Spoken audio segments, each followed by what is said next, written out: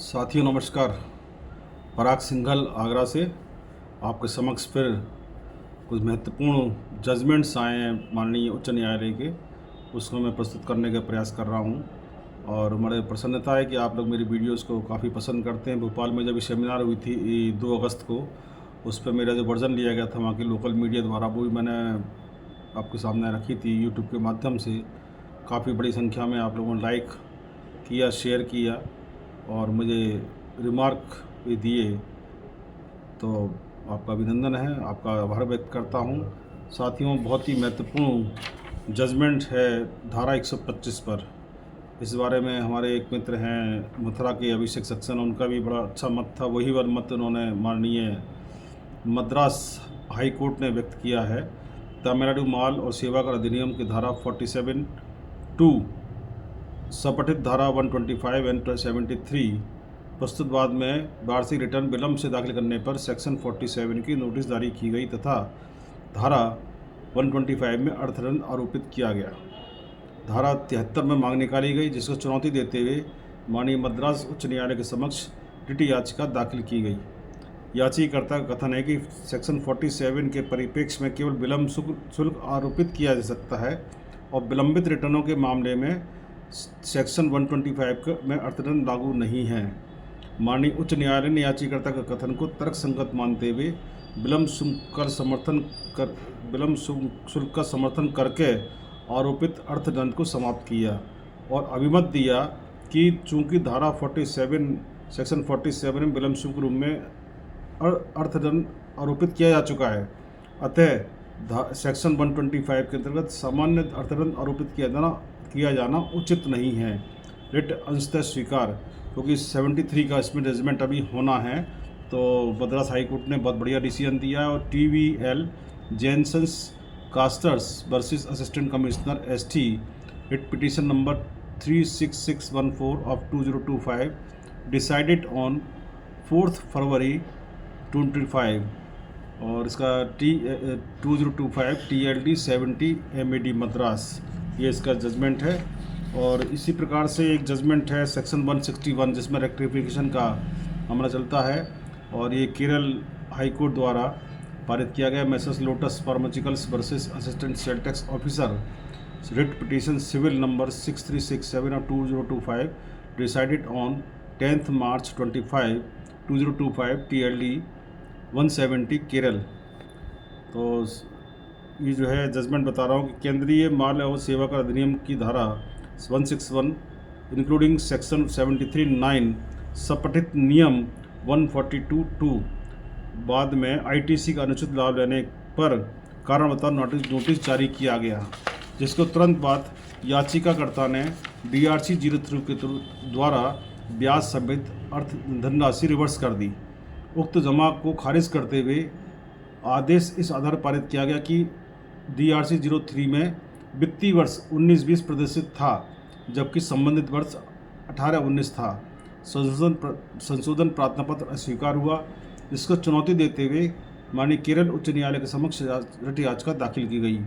याचिकाकर्ता का तर्क है कि यदि अधिकारी DRC 03 को पहले ही खारिज कर देते तब उसी समय वित्तीय वर्ष की गलती समझ में आ जाती, जिसके विरुद्ध दाखिल संशोधन प्रार्थना पत्र अनिश्चित रूप से खारिज किया गया है, क्योंकि 19-20 में कोई लंबित कर देयता नहीं थी, जिससे प्रमाणित है कि जमा धनराशि 18-19 के लिए थी। माननीय उच्च न्यायालय ने याचिकाकर्ता के तर्क को स्वीकार करते हुए पारित आदेश निरस्त किया तथा अधिकारी को निर्देशित किया सुनवाई का अवसर प्रदान करते हुए संशोधन प्रार्थना पत्र पर पुनः विचार किया जाए।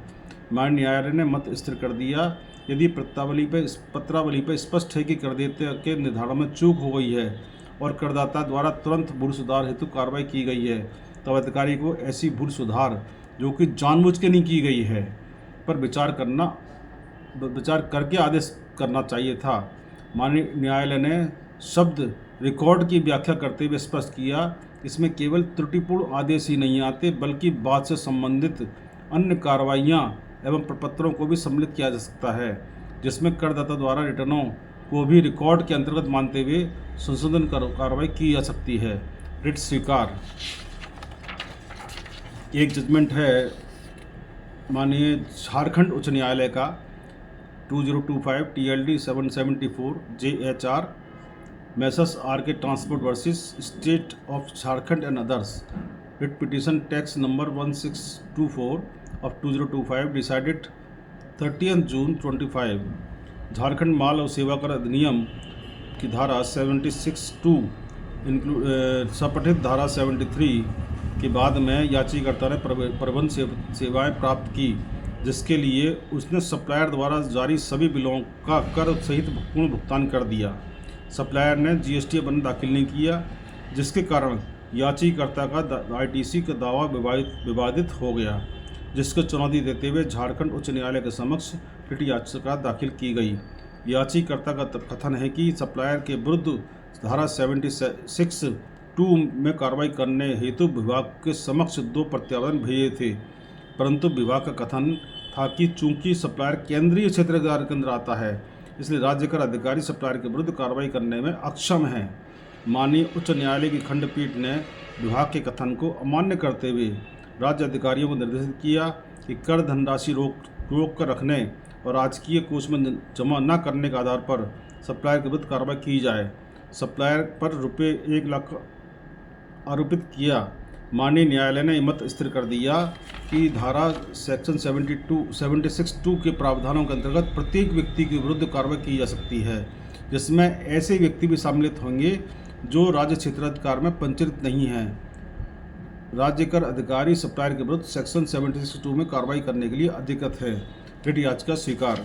साथ ही इसमें मामले में मैं आपका एक मतलब एक थोड़ी अपनी राय व्यक्त करना चाहता हूँ कि इस मामले में विभाग जो हैं वो ऑप्शनल करते हैं। अगर पेनल्टी लगानी है तो वो चाहे रजिस्टर्ड स्टेट में है चाहे सेंटर में है, तुरंत पेनल्टी इम्पोज करने में चूकते नहीं हैं।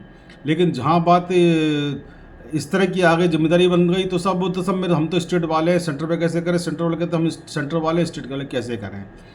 और इसी कारण से व्यापारी जो रजिस्टर्ड डीलर है, व्यापारी वो परेशान है।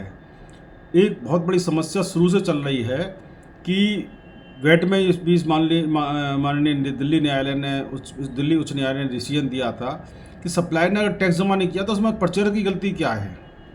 लेकिन GST के अंदर बड़ी ही पेचीदगी वाली बात है, ये परेशानी वाली बात है कि सप्लायर ने अगर टैक्स जमा नहीं किया, रिटर्न दाखिल नहीं किया, GST अवन दाखिल नहीं किया, तो उसकी जिम्मेदारी परचेजर पर आ जाती है। मतलब परचेजर पर दोहरा टैक्स पड़ता है। ये इस मामले में मैं प्रशंसा करना चाहूँगा कि इसमें झारखंड उच्च न्यायालय का निर्णय का कि बहुत अच्छा न्याय संगत ये निर्णय दिया है। एक अगला है बॉम्बे हाई कोर्ट का डिसीजन है 2025 TLD 180 Bombay Messrs Galaxy international versus union of India and others writ petition number 11399 of 2025 decided on 24 June 25। CGST की सेक्शन 79(1) प्रस्तुत बाद में GST करदाता की वसूली हेतु करदाता के बैंक के ब्रांच मैनेजर को संबोधित करते हुए वसूली नोटिस जारी कर दिया गया, जिसको चुनौती देते हुए बम्बई उच्च न्यायालय के समक्ष रिट याचिका दाखिल की गई। याचिकाकर्ता का कथन है कि चूंकि उसके विरुद्ध कर की कोई करदाता नहीं बनती, अतः नोटिस के माध्यम से प्रमाणित करने का अवसर प्रदान किए जाने था पर जबकि विभाग द्वारा नोटिस सीधे बैंक को तामील कराया गया है। माननीय उच्च न्यायालय खंडपीठ ने याचिकाकर्ता के कथन को तर्कसंगत मानते हुए बैंक को जारी वसूली नोटिस निरस्त किया तथा याचिकाकर्ता को नया नोटिस जारी करने के लिए विभाग को स्वतंत्र किया। माननीय न्यायालय ने यह मत स्थिर किया कि वसूली नोटिस करदाता पर तामील कराया जाना चाहिए था, जिससे करदाता को साबित करने का अवसर प्रदान होगा कि उसके विरुद्ध बकाया देनदारी बनती अथवा नहीं।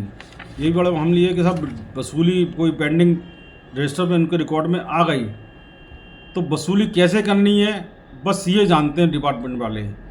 पहले एक सैद्धांतिक न्याय है ये और नैसर्गिक न्याय भी है कि भाई मान लीजिए मुझको किसी रामचंद्र को किसी श्यामलाल से कोई पैसा लेना है तो श्यामलाल से मांगेगा या किसी थर्ड पार्टी से मांगेगा। अगर डिपार्टमेंट को वसूली करनी है, उन पर असीमित अधिकार दे दिए गए हैं कानून के द्वारा, तो ये इस तरह की विवाद जो हैं विभाग बनाम व्यापारी के बीच विवाद बन रहे हैं, नए नए इस तरह की चीज़ें आ रही है सामने।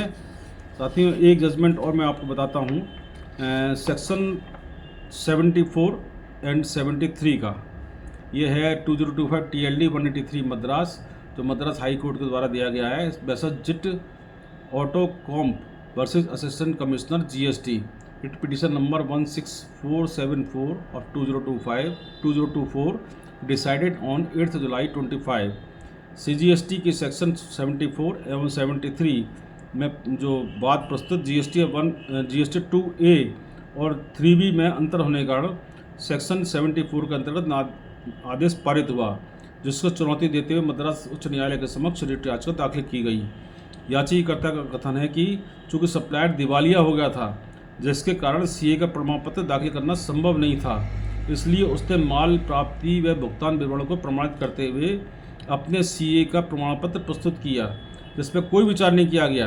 दूसरा, बात के तथ्यों पर सेक्शन 73 लागू होती है, ना कि 74, क्योंकि 74 और 73 के प्रोविजंस को ध्यान देना पड़ेगा कि 74 में मिस बिल्कुल रॉन्ग स्टेटमेंट है, ना कि इस तरह की चीज़ें हैं।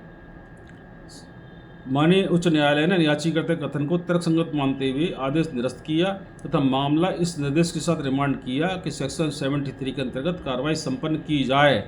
माननीय न्यायालय ने यह मत स्थिर कर दिया कि विभागीय अधिकारी स्वतंत्र रूप से कारण बताओ नोटिस में उल्लिखित बिंदुओं पर जांच पड़ताल करके संव्यवहार को सत्यापित कर सकते हैं, जिसके लिए सर्कुलर नंबर 183 में वर्णित सप्लायर के CA द्वारा जारी प्रमाण पत्र प्रस्तुत करने की शर्त का अनुपालन करना आवश्यक नहीं है। रिट निस्तारित। तो साथियों बहुत बढ़िया जजमेंट है, आपके काम आएंगे ये, क्योंकि आपके पास इस तरह के बहुत सारे विवाद जो हैं पड़े होंगे। विवाद ही कहूँगा उनको मैं, कि विवाद इस तरह की जो निरर्थक जो कोई यूज़ नहीं है वो चल रहे हैं। तो साथ ही मैं अगले वीडियो में फिर आपको बहुत जल्दी प्रस्तुत होऊंगा। थोड़ा सा गैप बीच में हो जाता है कि व्यस्तता के कारण, और मैं आपसे यही उम्मीद करता हूँ कि पूरी वीडियो देख ली होगी आपने, और देखने के बाद में अपने मित्रों को शेयर कर देंगे। लोकल ग्रुप्स जितने बने हुए हैं एडवोकेट्स के, इसमें आप शेयर करेंगे तो अन्य को भी लाभ मिलेगा, और जिन्होंने सब्सक्राइब नहीं किया है वो सब्सक्राइब भी कर दें। धन्यवाद। जय हिंद, जय भारत।